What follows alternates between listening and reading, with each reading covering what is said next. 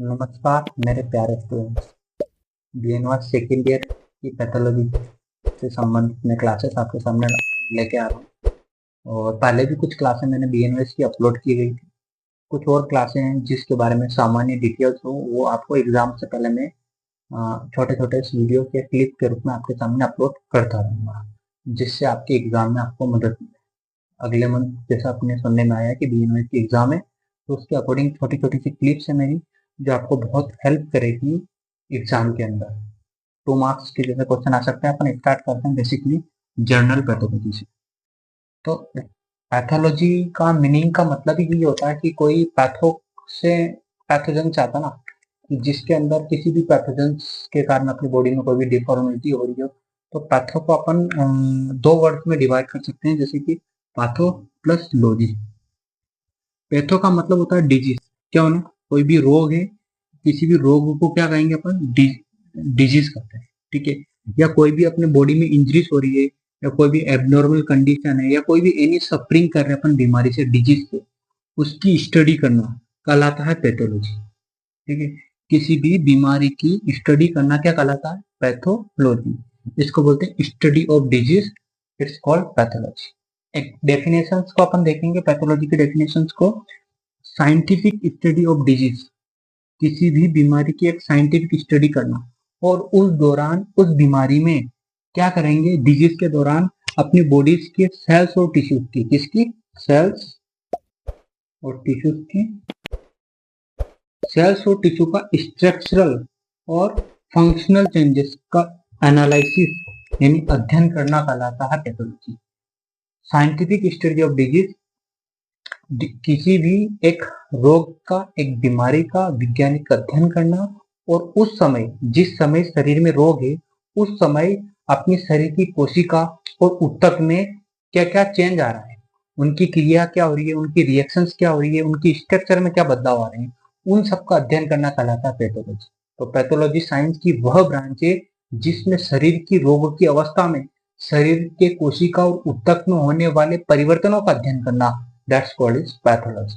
Pathology is the scientific study of disease. Cells और tissues में structural functional changes को analysis किया जाता है, उसको कहते हैं अपन पैथोलॉजी। ठीक है, आया समझ। अब बात करते हैं अपन नेक्स्ट टॉपिक्स जनरल पैथोलॉजी में। अभी अपन ने जो बात करी थी, डेफिनेशन देखी थी पैथोलॉजी की, और कितने भागों में बांटा गया। अब आता है वेरियस ब्रांच ऑफ पैथोलॉजी।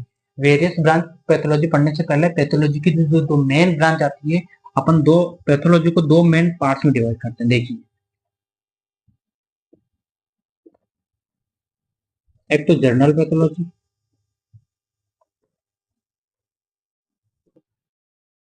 और एक सिस्टमिक पैथोलॉजी।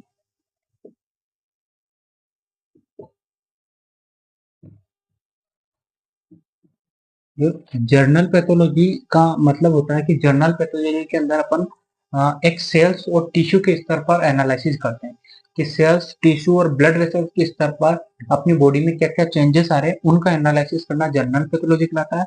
और सिस्टमिक पैथोलॉजी के अंदर एक पूरे सिस्टम के ऊपर क्या इफेक्ट पड़ता है, जैसे डाइजेस्टिव सिस्टम की कौन कौन सी डिजीज होती है, रेस्पिरेटरी सिस्टम की कौन कौन सी डिजीज होती है, कार्डियोवैस्कुलर सिस्टम की कौन कौन सी डिजीज होती है।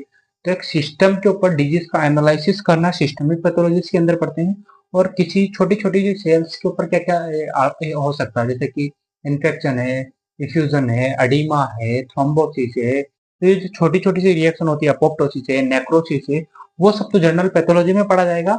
जबकि जो सिस्टमिक डिजीज है वो सिस्टमिक पैथोलॉजी में पढ़ते हैं। ये तो बात होगी पैथोलॉजी की। अब आते हैं कि पैथोलॉजी की कितनी ब्रांचेस हैं। तो पैथोलॉजी की 2 मेन ब्रांचेस है, एक होती है मॉर्फोलॉजिकल ब्रांच और एक होती है नॉन मॉर्फोलॉजिकल ब्रांच। ठीक है, एक मॉर्फोलॉजिकल ब्रांच होती है, एक नॉन मॉर्फोलॉजिकल। तो मॉर्फोलॉजिकल ब्रांच होती है, उसके अंदर कौन कौन सी आती है, हिस्टोपैथोलॉजी, जिसके अंदर सेल्स और टिश्यू का एनालिसिस किया जाता है। इसके अंदर ही हिस्टोपैथोलॉजी के सब डिवीजन बोल सकते हैं अपन, surgical pathology, experimental pathology, forensic pathology और ऑटोप्सी वर्क, जिसमें डेड बॉडी वगैरह का जो काम किया, तो हिस्टोपैथोलॉजी हो गया। Cytopathology, haematopathology, microbiology, immunology, molecular pathology और एनाटॉमिकल पैथोलॉजी। ये जो ब्रांचेस हो जाती है मॉर्फोलॉजिकल ब्रांचेस पैथोलॉजी की। और ये नॉन मॉर्फोलॉजिकल ब्रांचेस के अंदर आता है क्लिनिकल पैथोलॉजी और क्लिनिकल बायोकेमिस्ट्री। ये नॉन मॉर्फोलॉजिकल पैथोलॉजी की ब्रांच होती है, मॉर्फोलॉजिकल।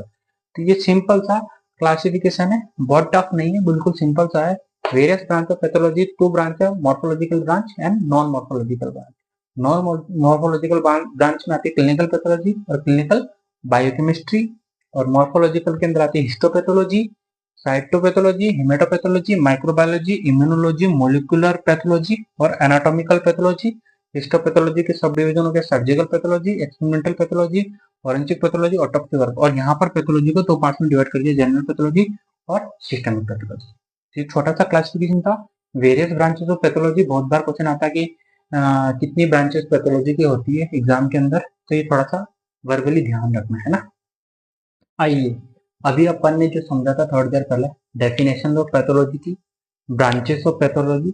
अब देखेंगे history of pathology. History of pathology के अंदर बात करें तो फादर ऑफ पैथोलॉजी एंटोन बेनिवेनी को बोला गया है यहाँ पर। ये देखिए, फादर ऑफ पैथोलॉजी, अगर आपसे कोई पूछता है कि फादर ऑफ पैथोलॉजी कौन है, तो एंटोन बेनिवेनी। और फादर ऑफ मॉडर्न पैथोलॉजी पूछ ले कि फादर ऑफ मॉडर्न पैथोलॉजी कौन है, तो मोर्गनी जाएगा आंसर। फादर ऑफ पैथोलॉजी बोला तो Anton Benivieni, father of modern pathology बोला तो मोर्गनी, और फादर ऑफ मॉडर्न पैथोलॉजी बोलता है। ठीक है, यहाँ था बिगिनर ऑफ मॉडर्न पैथोलॉजी। इस दोनों में थोड़ा सा अंतर है, इसलिए स्टार लगा रहा हूँ, इसको याद रखना। यहाँ पे है फादर ऑफ मॉडर्न पैथोलॉजी और यहाँ पर है बिगिनर ऑफ मॉडर्न पैथोलॉजी। तो बिगिनर ऑफ मॉडर्न पैथोलॉजी तो मोर्गनी है, और father of modern pathology Rudolf Virchow चला जाएगा। तो कभी भी एग्जाम में क्वेश्चन आए इस पॉइंट से कि father of modern pathology Rudolf Virchow, beginner of modern pathology Morgagni, और father of pathology Anton Benivieni, father of cellular pathology बोलेगा तभी आंसर रुडोल्फ विर्चू ही जाएगा। इसके अलावा फादर ऑफ एक्सपेरिमेंटल पैथोलॉजी आए तो जॉन हंटर, और originator of modern experimental pathology तो वो जाएगा आंसर जूलियस। ये है अपने कुछ साइंटिस्ट हैं जिन्हों को फादर्स किस किस ब्रांच में बोला गया है, वो डिटेल्स होगी। और एक डिटेल हो थी, फर्स्ट बुक ऑफ पैथोलॉजी किसने लिखी है, फर्नेल। फर्नेल ने first book, text book pathology के ऊपर रिटर्न वर्क किसने किया था, फर्नेल ने किया था। तो याद रख लेना, एक बार और रिकल करवा देता हूँ मैं, आ जाओ मेरे साथ इधर। Father of pathology Anton Benivieni, beginner of modern pathology Morgagni, father of modern pathology Rudolf Virchow, father of cellular pathology Rudolf Virchow, father of experimental pathology John Hunter, और originator of modern experimental pathology Julius, और first book लिखी Fernel. ठीक है, तो ये अपनी आज की क्लास इसी के साथ समाप्त होती है। इसी तरह आगे के जो नेक्स्ट वीडियो आपके आने वाले हैं जो पैथोलॉजी के, वो अपन सीरियल्स वाइज लेते रहेंगे, जिससे आपका रिवीजन हो जाएगा और आपकी तैयारी अच्छे से हो जाएगी एग्जाम की। तो वीडियो को कम्प्लीटली पूरा वॉच करो तो आपके लिए बेस्ट रहेगा और आपकी स्टडी के लिए बेस्ट रहेगा। उससे आपको अच्छा सा नॉलेज और बहुत कंटेंट मिल जाएगा। शॉर्ट वीडियो है तो समराइज व्यू में मैंने आपको दिया है सारा चीज, तो आप इसको एक बार अच्छे से पढ़ना, अच्छे से देखना, अच्छे से रीड करना। Thank you so much. और हो सके तो एक लाइक, शेयर और सब्सक्राइब।